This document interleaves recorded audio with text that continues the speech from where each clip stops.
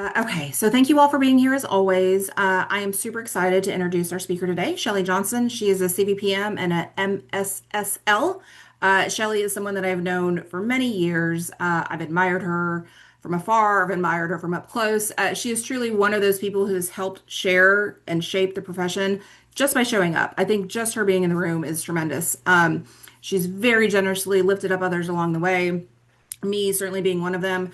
She spent 30 years working with practice leaders, sales teams, helping them reach their potential. She is the founder of her own veterinary consulting, speaking, and writing business. And she is deeply committed to vet med through industry involvement, professional associations. Shelley is everywhere you want to be. If you've ever talked with her, you know her superpowers are communication, connection, and encouragement. She is like calm in the face of the storm. She is a wizard at networking. She seems to be a lifelong learner, and her motto is that the glass is always three-quarters full, and so she takes that energy everywhere she goes. We are very lucky to have her with us today, talking about veterinary leadership in the landscape today. As she's presenting, feel free to drop your questions in the chat. We'll get to them the best we can and answer them. And she's going to share some things along the way. So, Shelley, thank you so much for being here today. And we are very excited to learn from you. Oh gosh, what a great warm welcome. Thank you, Megan. I'm very excited to be here. Anytime I have the opportunity to be in the room with people who are interested in growing themselves, growing their teams, really taking a look at things even under a microscope and kind of pulling out the things that need the most work. Hey, I'm happy to be in the room. And some of this work is not easy work. It can be some of the toughest work. Well, shoot, the day-to-day in veterinary practice is really tough work. And the animal care might be the easiest thing that we get to do in practices. The people stuff, as we know, and from experience of over 30 years of working within the veterinary environment, the people stuff can be challenging. But we're going to start today. We're really going to talk about us, ourselves, and really take a look at leadership. Leadership development is the thing that I do every day. Whether there's a title associated with that or not does not matter to me. If I'm in the room with someone who's asking, how can I do?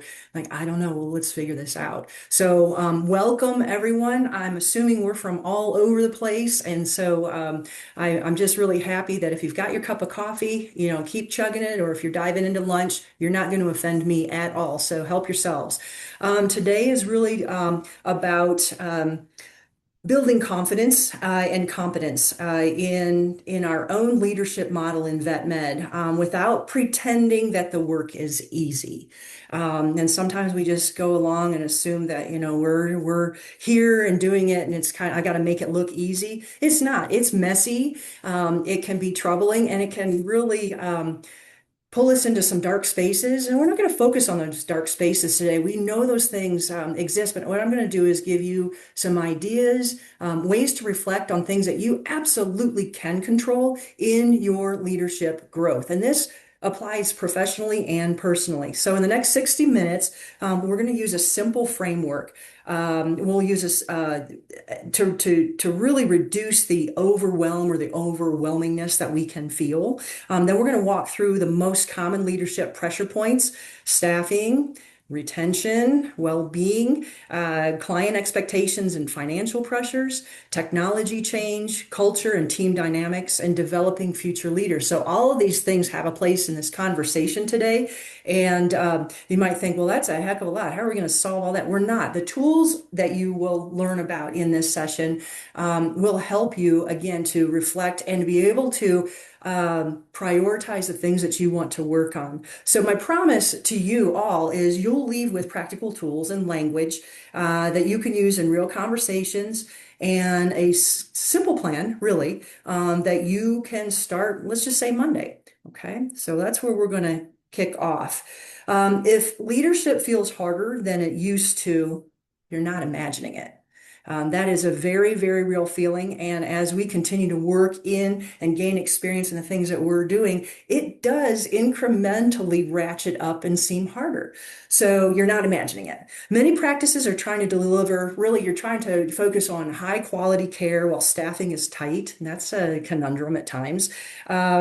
Emotions are high and budgets are just not forgiving and strained, and change just keeps flowing in on the daily, it seems. So the key idea today is this: When the environment is unstable, strong leadership doesn't mean having all of the answers. It means creating enough. Now, this is important, creating enough clarity, capacity, and culture for your team to do good work, consistency, or consistently. Sorry about that.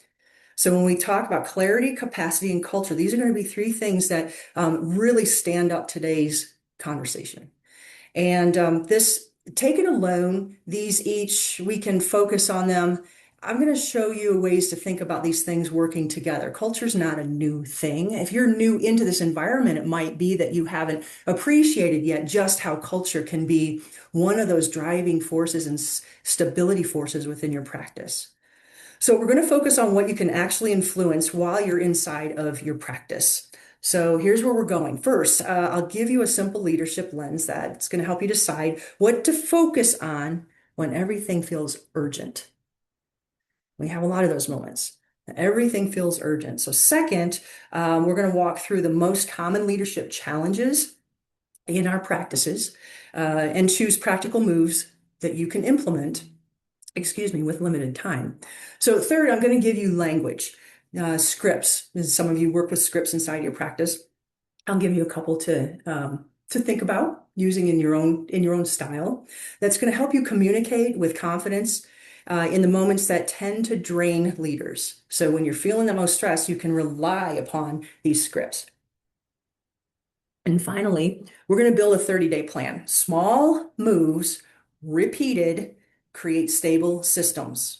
You can think about all those piano lessons that you took when you were younger and day in, day out practicing, and then you became a piano aficionado, right? So it's the same concept as a continuous practice. Okay. Okay, so we are going back to, we were on slide number. And you guys are going to have copy. You can have copy of the takeaways from this at the end. There's a QR code.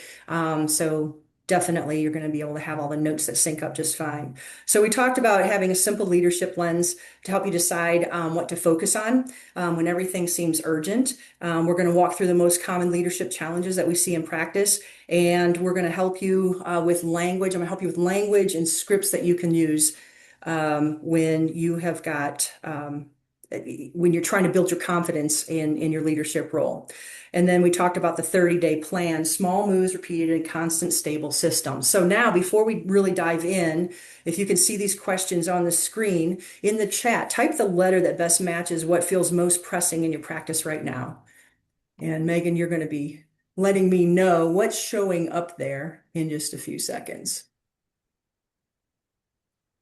So as you answer, notice whatever you pick is not just a topic, okay? It is usually a signal about one of these three things that I mentioned with clarity, capacity, or culture. So I'll review a few of the responses, and then we're going to work on a framework to try to see. Overwhelmingly A's.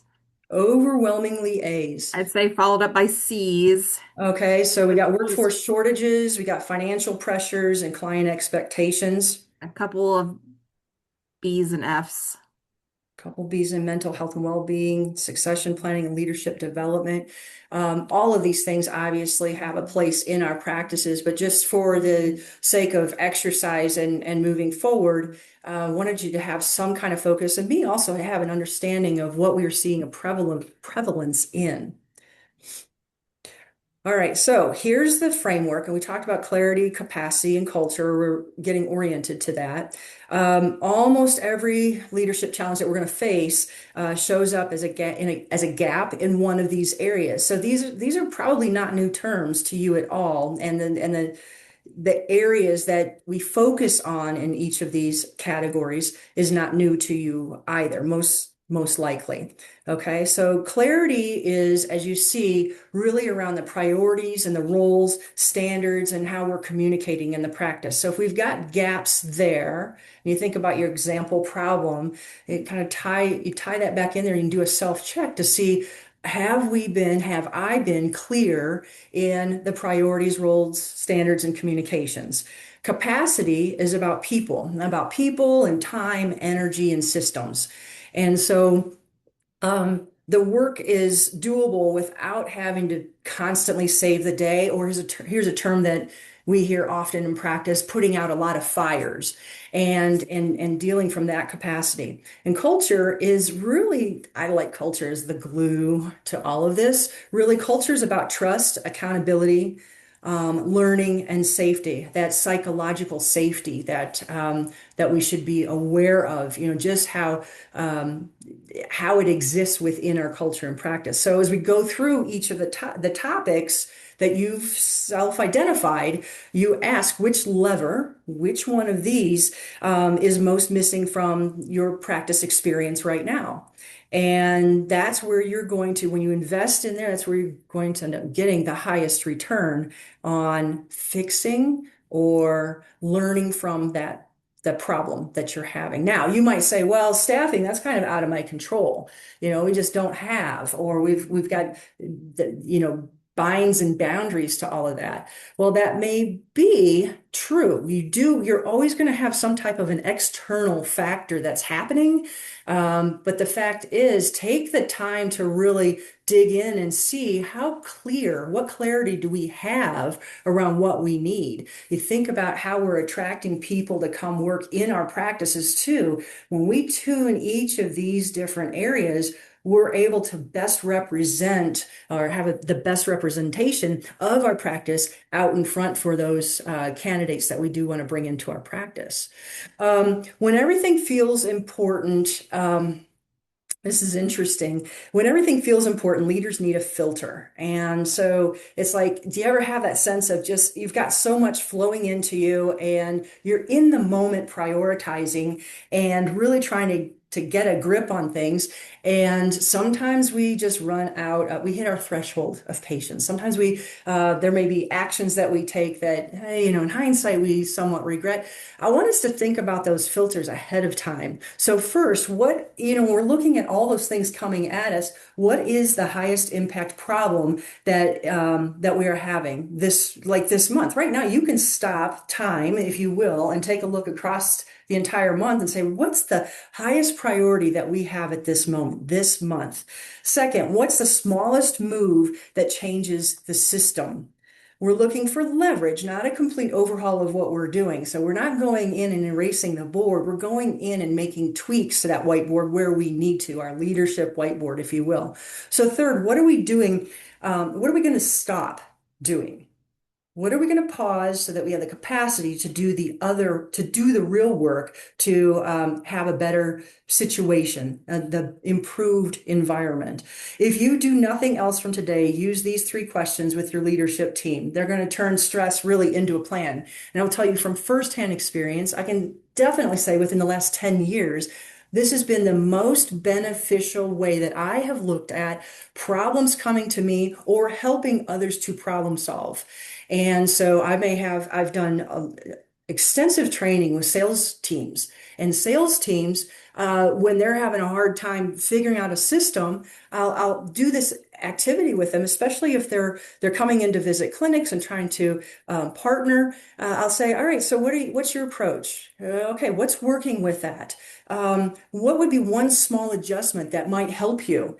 And are there some things that are really just a waste of time? And so just that inquiry, those 3 questions, stop, start, and invent, is another way to say that. Super helpful. And we do see change happening within ourselves when we do take this time to do that analysis. So let's start with that staffing and retention topic. Most practices can't control the labor market. As I mentioned, those external forces but you have no control over those external pieces, but you can absolutely control the employee experience inside of your walls. Retention is built in 3 places, and you may have heard this before. It's worth repeating, and because we need to remind ourselves. The first 30 days, our weekly rhythm, kind of how things roll within our practice, and the hard moments that we have. And so if you just want a practical focus, just pick one of those places to improve this month. For example, tighten onboarding might be something that is the thing you're going to pick, or build a predictable weekly check-in rhythm. How are you checking in with folks on your team? And you may have a team of two people, one person, you may have a team of 10, you may have a team of 100. So we have to dose this in a way that is practical and makes sense. So a weekly rhythm may work for people who have a smaller group of folks that they're working with, and for others with a larger, a larger group of people, you have to scale. And so again, it has to be practical for your approach. On the weekly check-ins, or maybe even think about getting a better handle itself on how you're, working with conflict and repair. How are the boundaries set in the practice? And again, I'm thinking of a few examples where we may be boundary less, if you will, and we haven't done that work. So if we haven't done that work, that's also a great place to start. Small improvements compound, absolutely, just like the almighty dollar, right? So they reduce constant churn that will drain everyone. So super important. Do we have any comments yet or anything in the chat, Megan? I thought I'd check in with you. Talking about weekly check-ins, we'll do a call check-in. We don't have any things, but you are off camera. I don't want to throw things off, but Okay, I'm off camera. yeah, Are my slides showing? your slides are showing. That's the most important thing. We That's what I don't thought. we don't need to see what's going on over here. No I mean, comments so I'm far. not hiding anything. It's just I don't want to mess with the technology, so I'll pop on at the end. Okay. Um, Here's one of the highest return retention tools that I know, a role clarity one pager. Which is interesting, right? A role clarity one pager. We usually think about roles and think about job descriptions as, elaborate documents that we suffer through to create that are necessary to have. But can we distill that even further into a one-page role clarity? It's not a long job description. It's definitely not an SOP. It's a one pager that makes expectations visible and reduces ambiguity, which is really a major driver of stress and conflict. And think about that. How can we reduce ambiguity? So by setting up a one pager, I'm going to give you 5 sections to include, right? They're all listed on the screen here. The top 3 outcomes of the role, top 5 behaviors that matter the most, an escalation path, who to go to, when we don't know something or we need to have an alternate or contingency, what is that escalation path? Approvals. Sometimes we need to have an approval path. That would be included in here. So the direct manager, etc. What to do when overwhelmed. So how are we providing a triage for those moments when we're overwhelmed, and then how we treat each other. And so if you want this to really work, my recommendation would be that you do this at like 30, 60, and 90 days with new team members and go through this one pager. And that really becomes an efficiency exercise, but it also, it's an efficiency exercise to stay on the same page, if you will, but it's also something that keeps the work in front of us and that we're focused on. And when people understand that you're watching and measuring and they're participating and engaged with that, just imagine what happens with the overall engagement inside of the practice. Better for pets, better for clients, better for team members, etc. So this is really something I can't speak highly enough about. Stay interviews are something that some folks have been interested in the past too. It's really a nice way to catch retention, like your retention risks early on versus wondering after the fact what happened, right? So stay interviews are a simple way to, it's kind of a preventative tool for surprise resignations. Once a quarter, do a 10-minute conversation with each team member. Now, I put that as an example. 10-minute conversations may be doable, may not be doable for every team member that you have responsibility for. So take this in the measure that makes sense, but understand that this engagement activity with employees, think about the investment of time, should be able to help continue to have that stable work environment that you are seeking and position you for growth moving forward. So ask 2 questions here, really. We're talking about stay interviews, but at the same time, as a leader, we're thinking about what this overall does for the entire practice. So these questions, what makes a great day here? So we're not getting into highly technical surveying here. We're having a conversation. What makes a great day here? What would make you consider leaving?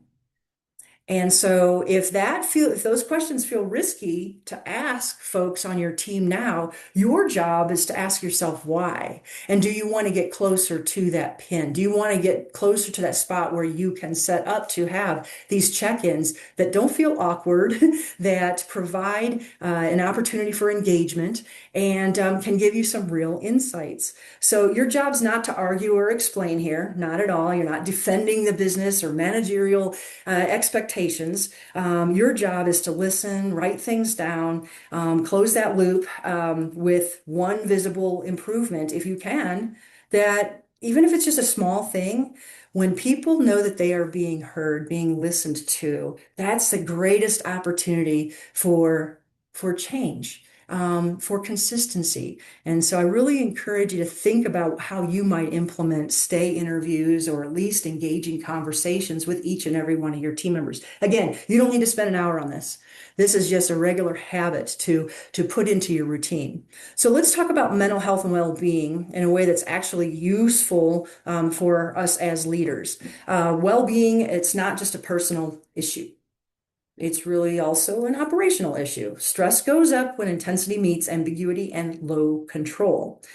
In practice, that looks like unclear priorities. It looks like constant switching, no recovery moments, moral distress, and client disrespect without a clear backup plan. And so thinking about these things in a way where we're not in a position to have to continuously defend something, but really getting in and doing the work. Do we have clear priorities? Do we understand how switching is it working right in our practices? Do folks on the team have time for predictable, having breaks and moments of recovery in the practice? That includes you and everyone on the team. So because you're the leader, that you don't get excused from that. These are very important steps for you to take, and also to demonstrate the importance and value in doing that to your team. We can't remove the hard parts of vet med. We can't do that. We can reduce the unnecessary suffering caused by chaos and by unclear boundaries. There are going to be things that just go wonky in the practice. And how we are able to take that information in those circumstances and to really dissect them, reflect them, and give opportunity for healing and recovery in those moments. Very important time spent. I'll give you two tiny routines next that build micro safety in the day, if you will. And so the two micro safety routines, just small rituals, they don't take a lot of time, but they can have a pretty significant impact. So first, and many of you may already be doing this. Some of you may have heard about doing something like this, but not quite sure how to fit that in. So just, again, coming in with an open mind. First, a green, yellow, red check-in at huddles, if you're having huddles, or a place to pause and gather everybody together to start the day or start the shift. People can quickly, using this system, can name their bandwidth. So we can use identifiers and labels to kind of understand many different things. But I want you to think about green, yellow, and red to help people convey and communicate what their bandwidth is versus the opportunity of not having that available or a way to communicate that and having them just run out of steam. Or sometimes we might have micro explosions, or yeah, I know there can be other ones too. But the thing of it is, if we're giving a habit at the beginning of the day, people can also, they're understanding, I need to come in and I need to claim my space and where I'm at and what my bandwidth is. And it's okay if we've got 6 people on the team and 4 of them are red. That means we really need to do some important work here before we send everybody off into their spaces. So this is a great indicator strip, if you will, for you to understand what's going on with the team. Second, a 2-minute debrief after tough cases. Some practices do this so well. Other practices haven't yet arrived at this, and it is, I feel, a very critical piece that we need to implement into our practices.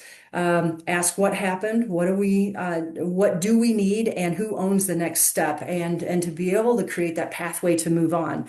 So it helps people to not be stuck. It helps people to know that they're able to express, and it gives that opportunity for empathy and patience with our team as we're working through some very difficult situations. These routines definitely work because they create a predictability then for the team member and support for the team member without turning into a long meeting or just everyone having that sense of, if I say walk on eggshells, that might resonate with some of you.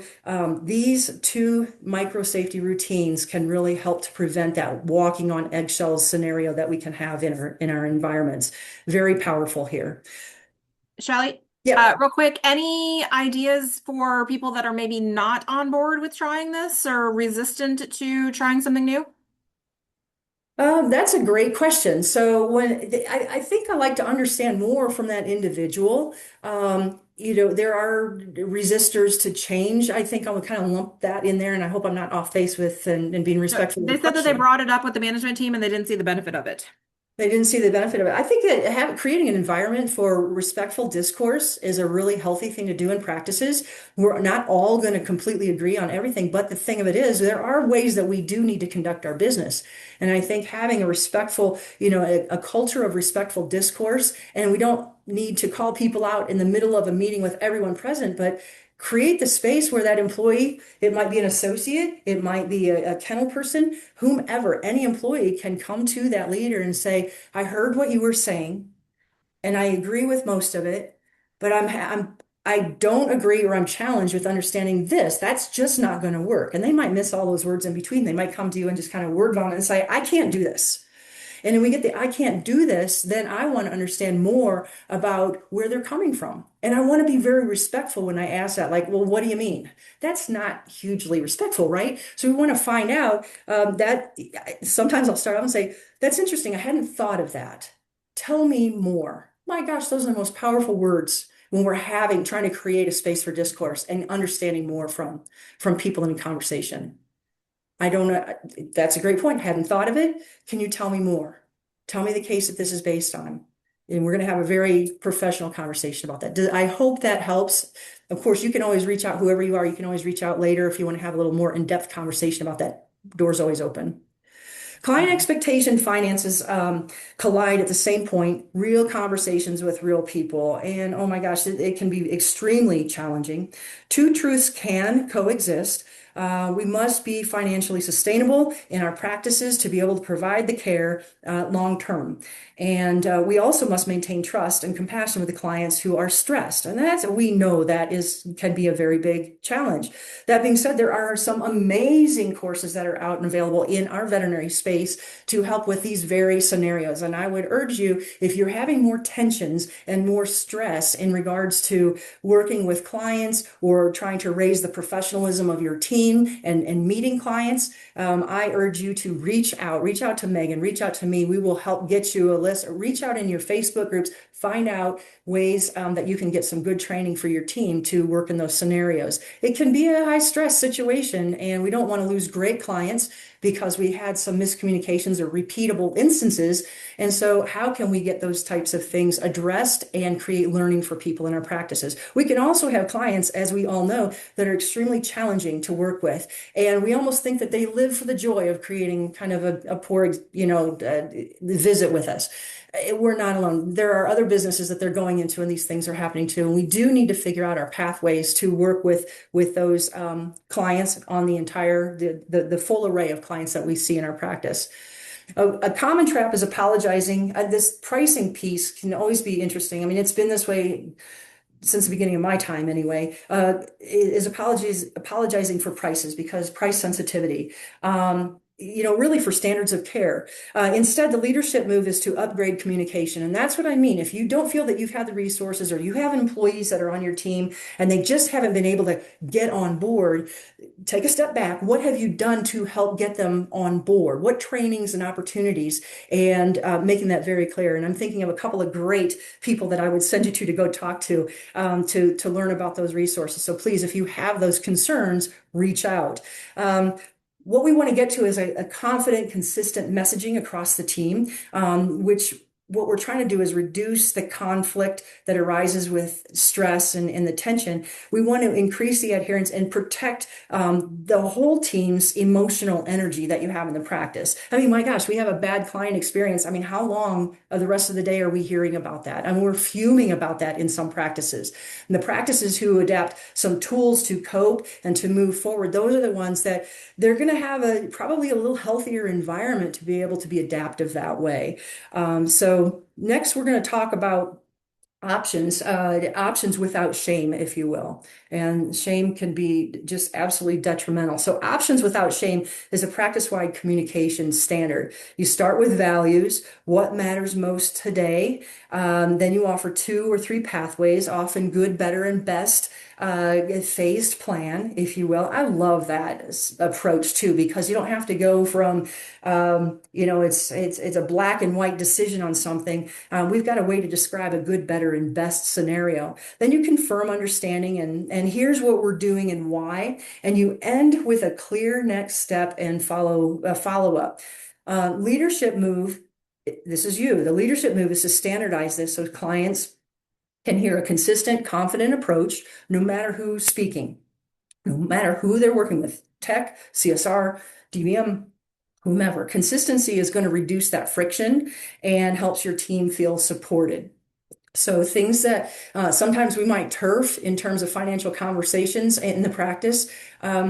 If you have a plan that communication works a certain way and that is a developed plan and has been proven, great. But when we're turfing conversations, that's where those tensions can definitely arise and very difficult to move through without having a consistent plan. So here's a script, if you will. Just being calm, having calm confidence, and not feeling, not starting, I'm sorry, or apologizing on the front end. So let's align on what matters most today. And I'll walk you through options that fit your goals and budget. So we're not demeaning or demoralizing anybody by providing this type of a statement on either side of the counter, if you will, or on the either side of the table, if you will. Let's align on what matters most today. I'll walk you through options that fit your goals and budget. Notice what this thing does. It's respectful, right? It centers values. There isn't a problem you can't solve as long as you understand and are operating on the same values. I've sworn by that for 30 years. And it positions you as a guide and not something that has to defend or be defended. It's positioning you as a guide. I recommend practicing this out loud. Anytime you have scripts like this, I know how much people love role plays, but here's the thing, they work.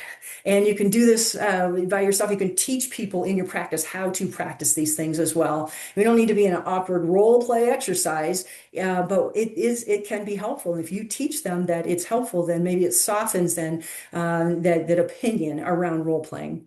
So the goal is to sound calm and steady because your tone often determines how the client reacts. You can scream this at somebody and then know that they're being manipulated, or you can say it meekly, if you will, and they will wonder if you're really confident about what you're saying. So as you practice, it allows you to get into that comfortable space, and then it becomes very natural. So if you have practice scripts that you like and would want to share, you can put those in the chat too, or you can make comment about them. But scripts similar to this are going to be helpful to get everyone aligned, be confident, and be able to have the effective communication that moves things forward with your client interactions.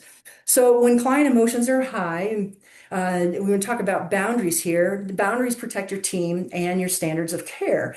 A helpful approach is a boundary ladder. And step 1 is really redirect and reset. Name the behavior and focus on the pet. Focus on what you're doing here. We want to have an escalation piece in here, so escalate to a leader. Frontline staff should not be stuck in absorbing the disrespect. And so think about that. Think about how this operates inside of your practice. Do you have a clear pathway for folks to be able to navigate, the set boundaries? And if the boundaries are missing, then that's a starting place for you. Step 3, if the behavior recurs, is dismissal per your practice policy. and with clear documentation. So we do know that there are times where it is best to part ways, and we give a recommendation along with that dismissal, and that is that's the correct path to go. The key is consistency here. When the team knows you're going to get back to them, when you're going to back them, psychological safety increases and the turnover risk decreases. All right, next, here's a boundary script that you can standardize. This statement here may be helpful, or something like this for your practice. We want to help your pet. We can do that only if we speak respectfully. If that can't happen, we'll pause and revisit next steps. So putting the tools in place for you, if you need to sharpen your skills here, great, and practice it, but then also to parlay and train team members.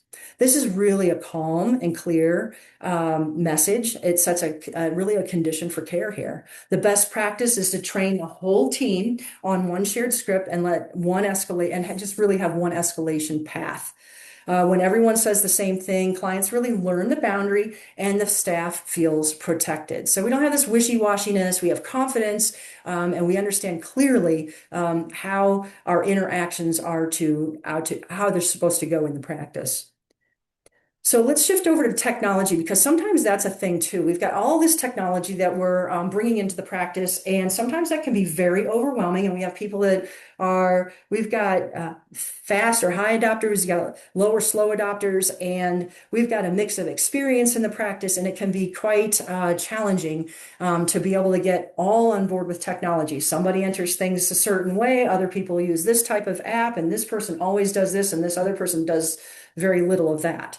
So recognizing if you've got some technology and hurdles in your practice is probably a pretty good idea. You got to name them to claim them, right? So technology adoption fails when it becomes extra work. The team feels like you've really installed something on top of an already full day. The win is the opposite. Remove friction from the workflow. One at a time. As a leader, your mindset really is we're not adding work, we're removing friction. So, like with any of these challenges, when you think about what the challenge is, how are you framing that in a way where you can overcome that particular challenge? And this is exactly what I've done here, is to shift your mindset. That's a healthy shift. That's not sweeping things under the rug. So again, we're not adding work, we're removing friction. Next, I'm going to give you a simple rollout plan that prevents kind of this change fatigue. So that kind of goes into a little bit into that question that was posted earlier. Here's the rollout plan. Map the workflow in about 5 steps here. Don't overthink it. Find one friction point, okay, where time, errors, or frustrations might pile up. And then next, train small. Micro trainings, that's a great term that's being used now. Someday in the future, we're going to say this is an overused term, but for now, we're working with it, and it's helping practices. So what kind of micro trainings and what kind of super users, people who are just phenomenal at cruising through this type of an approach or problem or situation or technology. You've got a super user in there. That's an opportunity for someone to be able to share across a team, perhaps help them in their leader growth. It depends how you have that positioned within your practice. So train small, micro trainings, super user, someone who can champion, and support their peers is can be a very wonderful thing. Fourth, what we want to do here is measure one metric so the team can see progress. I can't stress this enough. You always want to have an idea of where you've started, even if you're making a small change, to be able to note then when that change has occurred and all the wonderful things that happen along the way. Otherwise, you can say, well, we used to do it this way, but I'm not sure it really worked. Well, you're sure if it worked if you took the time to mark down exactly what it is that you're trying to do and where you're headed, and then celebrate the victory along the way. So really stabilize the last thing here, stabilize before you add in the next change. So we're handling things kind of one at a time. We're never ever going to run out of things that need to be updated or changed. Sorry, I wish I could be the bearer of better news that someday you're going to have a perfect practice, be part of a perfect practice. That doesn't exist, but what we can do is create the environment where we understand how to be more agile, adaptive, and creating the consistency and the culture that we need and clarity that we need in our practices. And these small steps really do add up over time. All right, culture and team dynamics, and Dee and I put this in here too as part of this piece.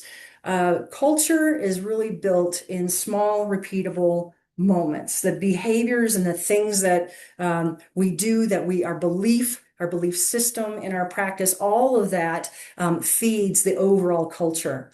They're not really, it's not just day to day. I mean, it is day-to-day activities that creates the overall culture and your leadership in this. And I don't care if you're the CEO, COO, so see somebody, or if you're in your first year working in practice, your leader model continuously evolves and shapes, and you have the ability to influence and impact those around you. So nobody's really excluded from this. So culture really shows up in how we handle our mistakes and our conflict and our feedback, our workload fairness, and who gets heard and developed. All of these things. A practical leadership stance is warm and firm. They can be both things at the same time. Warm really exemplifies your respect, curiosity, and being supportive. Firm really means clear standards and follow through. Accountability falls in here as well. Self-accountability, team accountability. When you combine that psychological safety with clear standards, you get a team that can speak up, learn, and stay. And if you take a moment to think about that last word, stay, does that in any way address a staffing shortage that we have in any of your practices? I don't know, but it's something to consider and not sweep to the side. What is our culture contributing to our employee retention? Okay.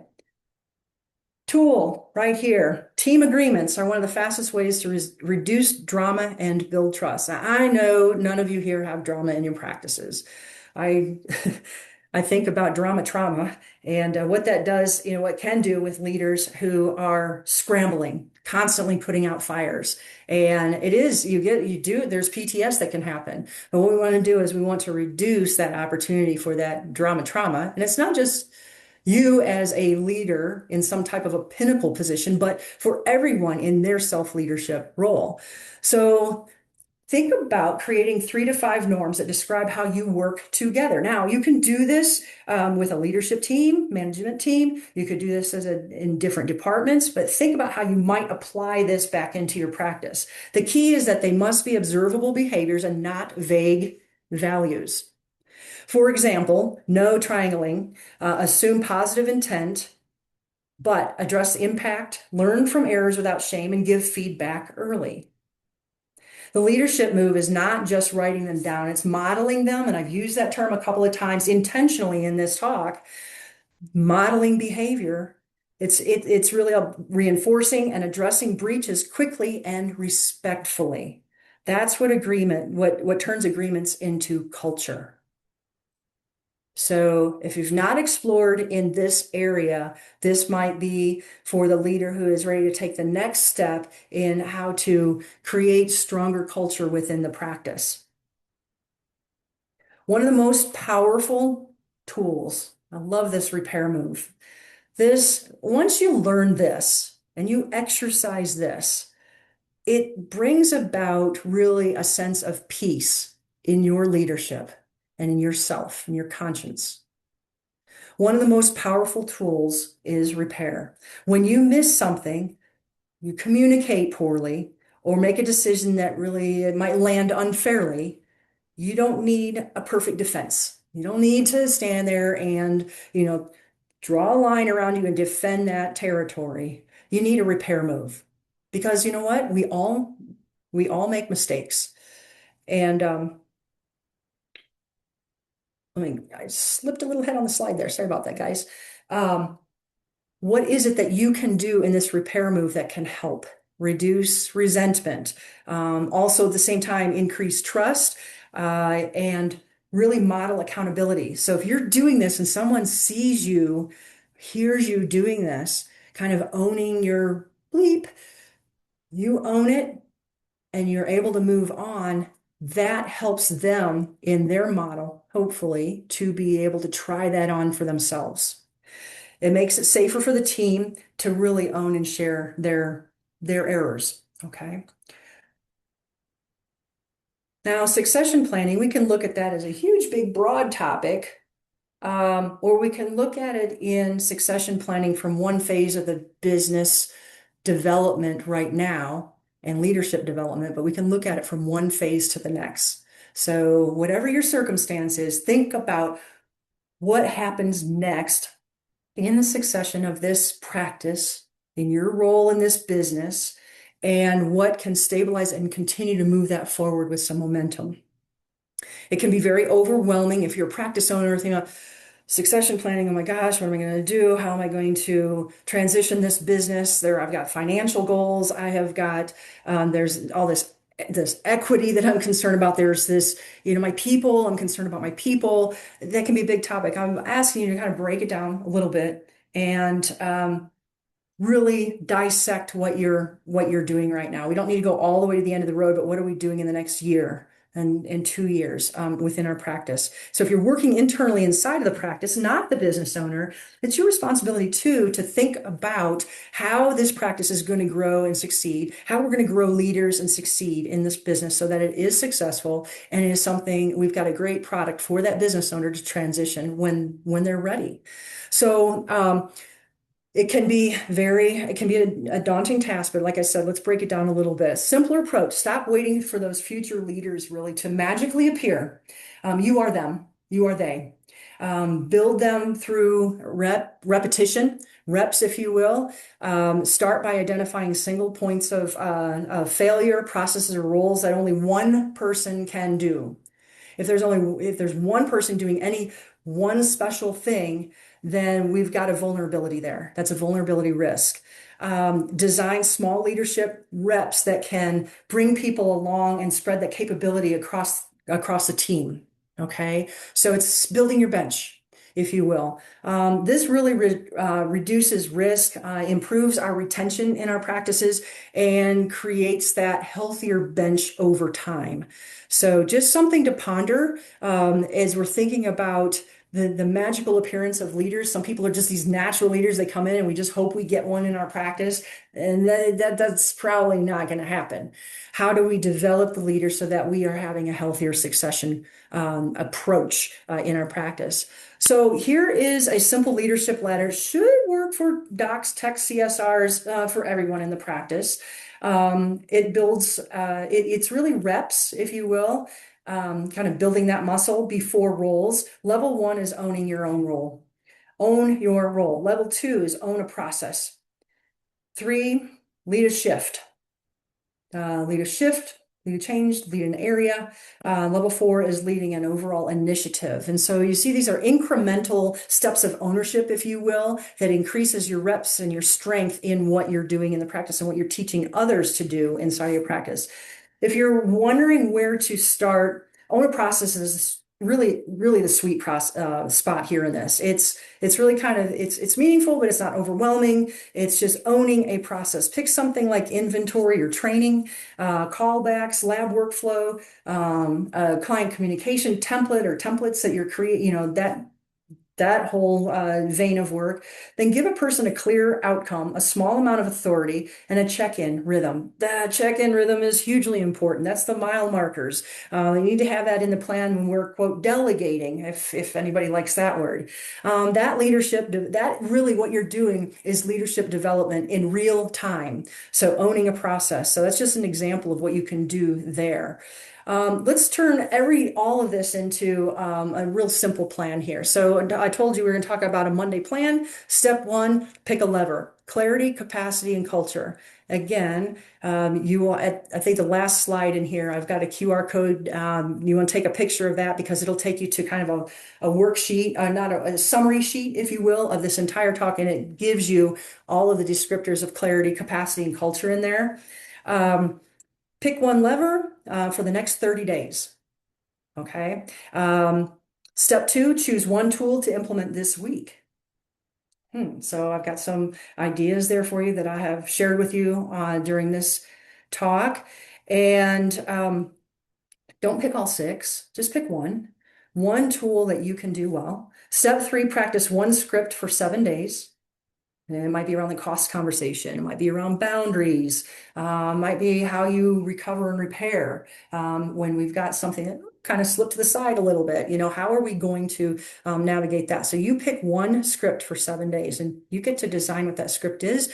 You've got resources available to you if you need to reach out and help, craft some of those. Again, send me a message. I'll help you out. Megan definitely can be a part of this support network as well at Granite Peak, and we would be glad to help you with that. So we think about reflecting on this. And this is a chat thing, if you are comfortable and something has inspired you during this presentation for some kind of a change or a next step that you'd like to take forward in your leader development, drop your answer in the chat if you're comfortable. This is not a high pressure situation, and I guarantee you that if you put a few words in there, someone else is going, oh yeah, that's exactly what I was thinking.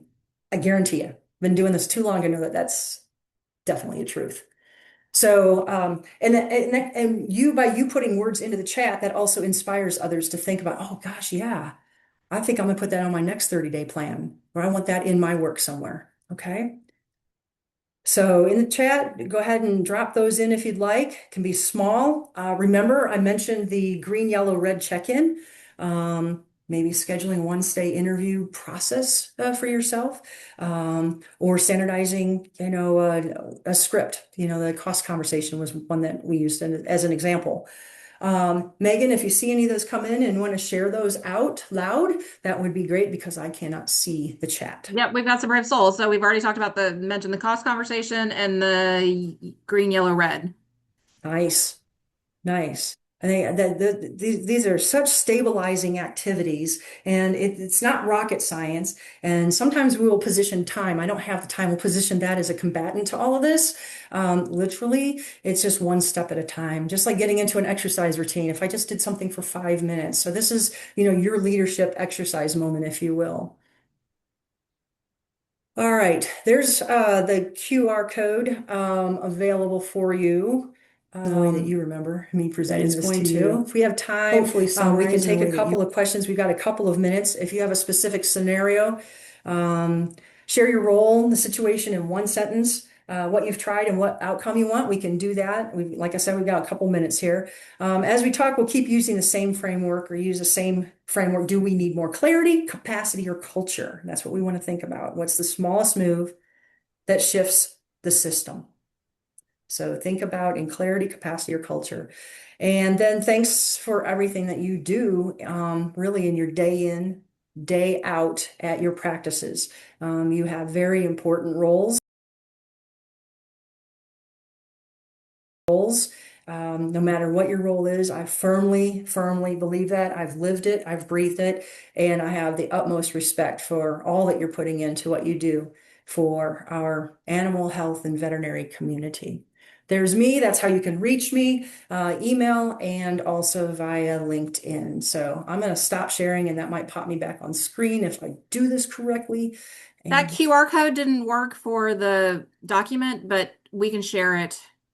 If yeah, you share it okay, with well, it me, we can worked. send it out. That's too bad. It did work last evening, so I don't know what's going on with that. There's a glitch in the matrix, it happens. I'm telling you. All right. Thanks everybody for your flexibility in dealing with failed technology. We'll get you what you need. Yeah, we'll get it out. I will say that I personally can't. I know that this is being recorded, and I know you've got a thing, but I took lots of screenshots because I found it to be very impactful. So as always, thank you for sharing your knowledge. Thank you for sharing your experience with us. Um, a reminder, this will be shared on our YouTube channel, so you can share it with your leadership team that couldn't make it today. You can rewatch it. We'll share that QR code. Next month, Friday, March 6th. Well, wow, it'll already be March. Allie Rawl from Live Oak Bank will be here talking about growing your practice, including refinancing, SBA Express loans, all of those kind of really exciting, sexy things that we like to talk about when we talk about banks. As always, thank you guys for joining us today. We know your time is important, so we super appreciate you being here. And Shelley, thank you as always. My pleasure. You guys go do continue great things. We'll see you Thank next time. you. Bye, Bye-bye. guys.